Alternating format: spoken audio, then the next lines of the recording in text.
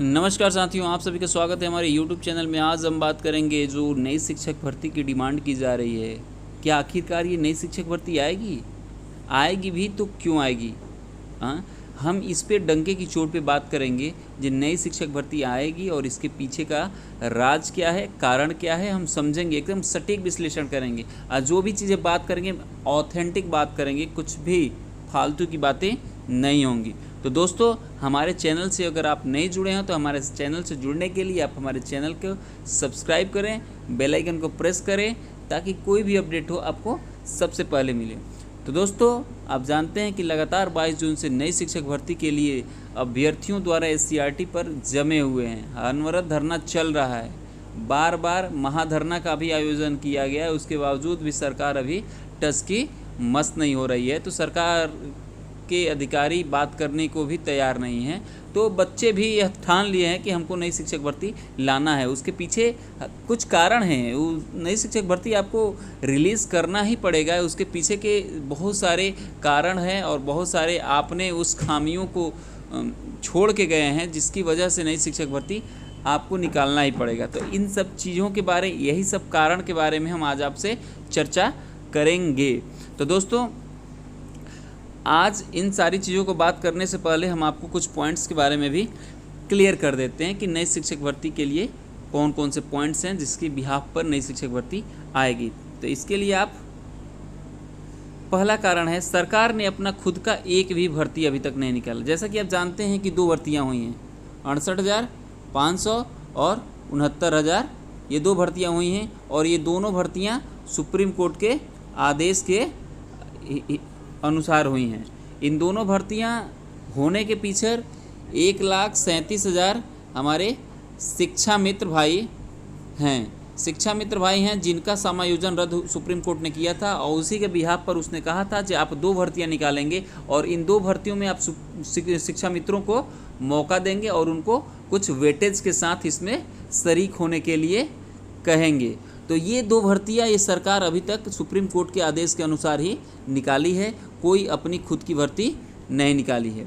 दूसरा पॉइंट है, प्रत्येक वर्ष 10 से 15,000 शिक्षक रिटायर हो रहे हैं। ये कारण है, 5 साल हो गए, अभी 5 साल हो गए लेकिन अभी तक कोई भी भर्ती नहीं आई है। तो जैसा आप समझ सकते हैं, 5 साल में 75,000 के आसपास रिटायर्ड टीचर की रिक्तियां हैं। 75,000 के आसपास रिटायर्ड टीचर की रिक्तियां हैं और उसके पहले बहुत सारी रिक्तियां हैं। इन सारी रिक्तियों को भरने के लिए विज्ञापन तो जारी करना पड़ेगा ना। आखिर कब तक चरमराई व्यवस्था चलेगी? हमें तो नई शिक्षक भर्ती 68,500, 69,000 निकाल दिए, तो इससे क्या हुआ? कुछ नहीं हुआ। जितने गए उतने आए, कुछ तो रिटायर हो गए, और कुछ भर्तियां हुई हैं तो उसमें भी अभी आधी भर्तियां हुई हैं, आधी भर्तियां अभी लटकी हुई हैं। तो इसलिए ये 2 कारण बहुत ही महत्वपूर्ण कारण हैं जिसको सरकार को समझना पड़ेगा कि उसने भर्तियां अपने बिहाफ पर तो एक भी नहीं निकाली हैं, अपने बिहाफ पर एक भी नहीं निकाली हैं। जो भी आया है सुप्रीम कोर्ट के आदेश के अनुसार आया है और भी कोई वैकेंसी अपने हिसाब से नहीं लाई है।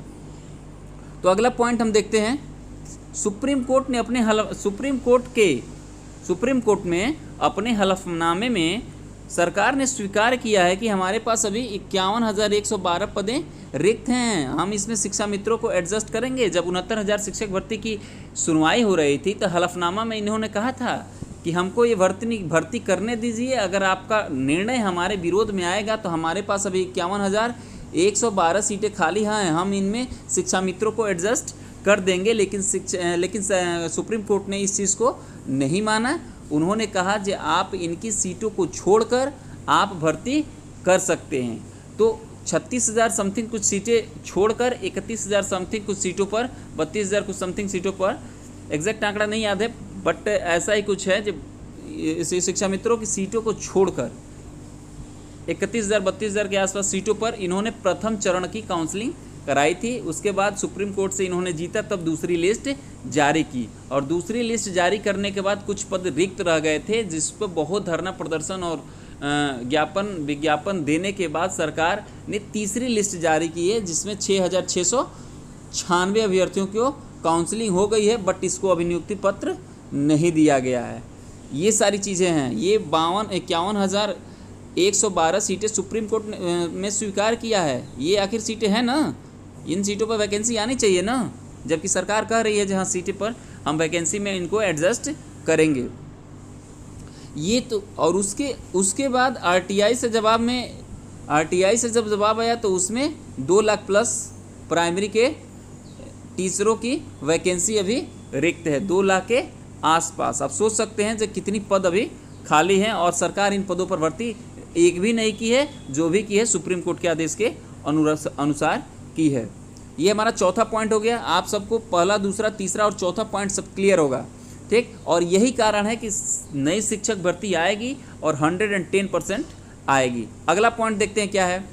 क्वालिटी एजुकेशन की बात ये सरकार करती है, हमेशा ही क्वालिटी एजुकेशन की सरकार बात करती है, और योग्य शिक्षक की बात करती है। जब शिक्षा मित्रों का समायोजन रद्द हुआ था, तब अयोग्य शिक्षक शिक्षा मित्र थे, उनको अयोग्य सरकार ने साबित किया था, तभी जाके सुप्रीम कोर्ट ने उनका समायोजन रद्द किया था। इस अयोग्य शिक्षक को योग्य शिक्षकों से भरने के लिए विज्ञापन तो जारी करना पड़ेगा ना।